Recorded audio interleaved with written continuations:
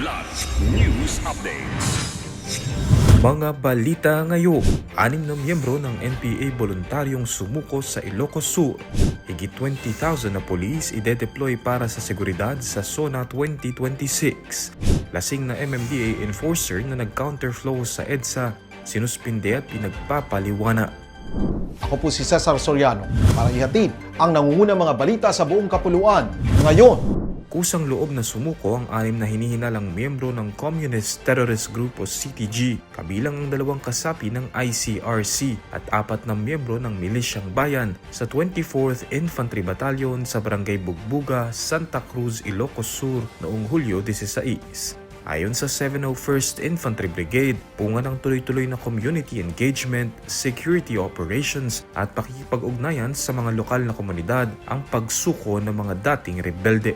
Pinuri ni 701st Brigade Commander Brigadier General Alan Jose Taguba ang suporta ng mga residente at hinikayat ang iba pang kasapi ng CTG na talikuran ang armadong pakikibaka at samantalahin ang mga programang reintegrasyon ng pamahalaan.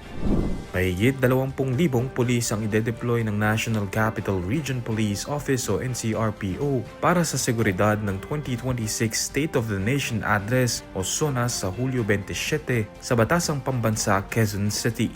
Ayon kay NCRPO spokesperson Police Major Hazel Asilo, 100% ready na ang kanilang hanay para sa okasyon.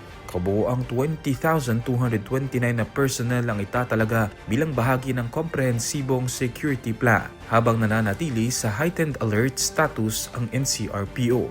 Inaasahan din ng pulisya ang mga kilos protesta ng 4 na grupong pabor at kontra sa pamahalaan. Tiniyak ng NCRPO na magkakahiwalay ang mga lugar ng mga demonstrador upang maiwasan ang anumang konfrontasyon at mapanatili ang mapayapang pagpapahayag ng kanilang saloobin. Posible ring magpatupad ng gun ban at liquor ban sa araw ng SONA, depende sa magiging banta at rekomendasyon ng mga lokal na pamahalaan. Naglabas ng show cause order o SCO ang Land Transportation Office o LTO laban sa rider at rehistradong may-ari ng isang Honda Click scooter na nahuling nag-counterflow sa EDSA busway at humarang sa harap ng isang bus ayon sa viral na video sa social media.